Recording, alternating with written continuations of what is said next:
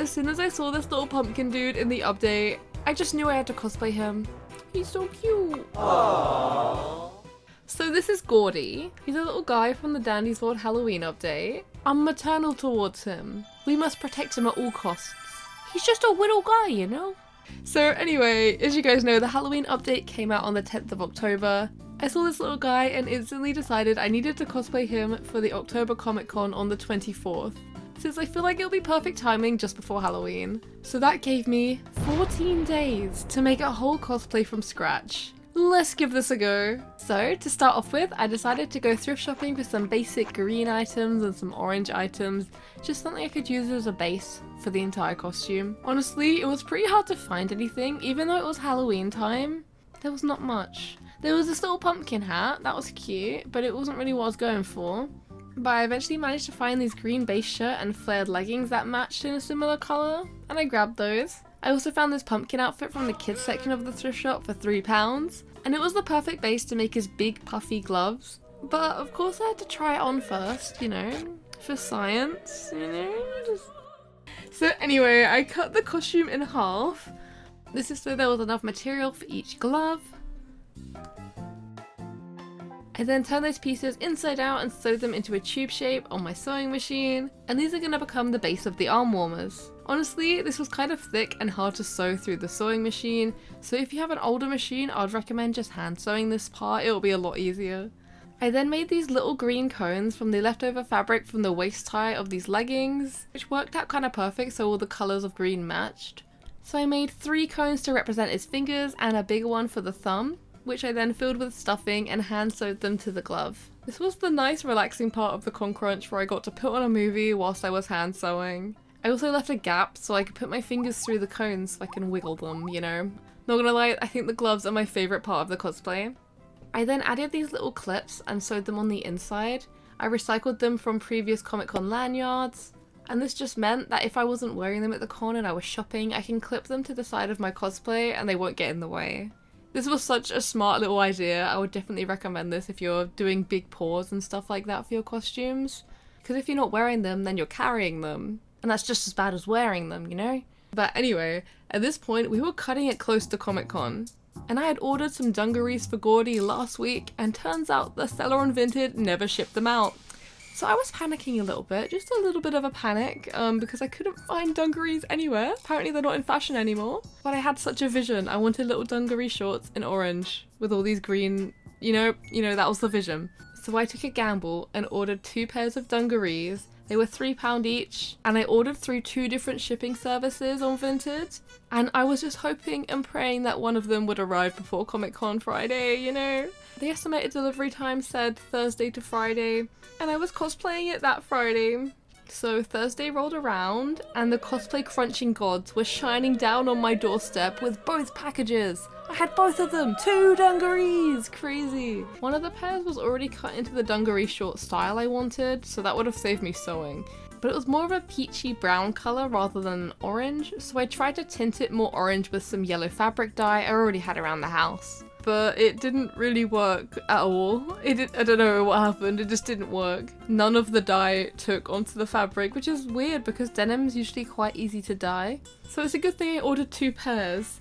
So I proceeded to cut down the longer pair of dungarees into short ones, and then hand sewed it in place so the cuffs wouldn't roll down during the con and get really annoying. Sometimes when you're ordering off Vinted, you can't guess the colours of things. You win some, you lose some. I then made a tail using wire, some green fabric scraps, and a little foam leaf I made covered in green fabric as well, which I then sewed to the back of the dungarees. This worked super well, and I could even shape the wire into a signature curl, just like in the game. For my initial plan to make this GOURDY costume, I really wanted to make a big removable pumpkin head to add to that kind of Halloween-y vibe that people do where they wear a pumpkin, and also inspired by a lot of your guys' Dandy's World cosplays. You know, the ones where people make big like cardboard head things? I thought that were really cool, and I kind of wanted to make one for GOURDY.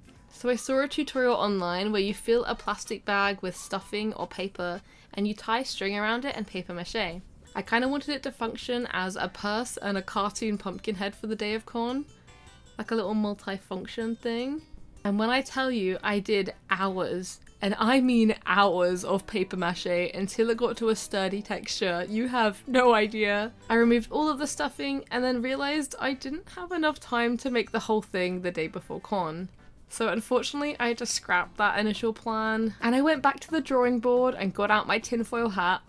Quite literally, I got a tinfoil hat and used that as a base with some foam clay to make a little pumpkin cap. You know, like if you're carving a pumpkin, that would be the top of the lid, you know? I'm kind of going for that vibe. And once I left the foam clay to dry, I used some scrap foam to make some stalk details. I drew a pattern on some paper and then traced it onto the scrap foam. This was a great project for recycling scrap materials. I've just had all this laying around the house. I then heat sealed the foam and added a layer of Mod Podge, and once that was dry, I painted it with acrylic. The layer of Mod Podge is actually a super important step for making foam pieces for your cosplay.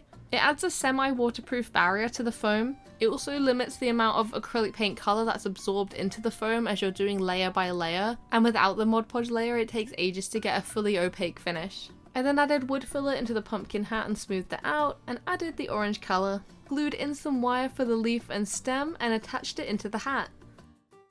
In between waiting for all of these layers of the hat to dry, I went ahead and borrowed Newt Sip's Nick Wilde wig from Zootopia, and I restyled it slightly for GOURDY, added a few more flicks. And honestly, this saved me a huge chunk of money and time for the budget of this cosplay, so thank you so much for letting me borrow it. I wanted to add some small details to the cosplay to really transform it from a pumpkin costume to specifically GOURDY from Dandy's World, if you get me.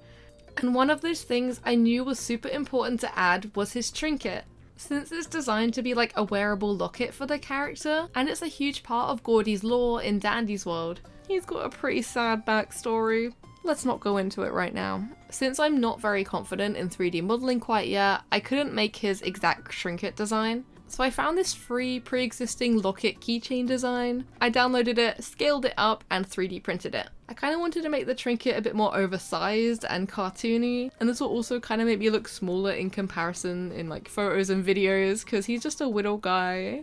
So I printed the locket out and then hand painted the base color orange. And once that was dry, I sketched out the design for the locket by hand. I used a picture of the trinket in game and his plushie for reference. And I think it turned out super cute. A little bit creepy, but cute nonetheless. I repurposed another clip from an old Comic-Con lanyard and attached it to the top of the locket so I could clip it onto my cosplay. Another final detail I wanted to add onto the cosplay was some kitty looking hand sewn on patches. I used some print off iron-on transfer paper and printed out the letters for GOURDY's name and various candies from the game. I then picked my favourite ones, transferred them onto fabric, and hand sewed them on. And with that, the full GOURDY cosplay was complete. I honestly had so much fun wearing him to Comic-Con. I want to wear him again, like super soon, even if the Halloween event has ended by then. Maybe I could use it in a mains group, a holiday mains group maybe, I don't know. Be sure to subscribe and turn on the notification bell for this channel, so you can check out the full Comic-Con vlog when it's out super soon, or if it's not already out depending on when you're watching the video. What Dandy's World character should I cosplay next? Let me know in the comments, and I'll see you guys next time. Bye!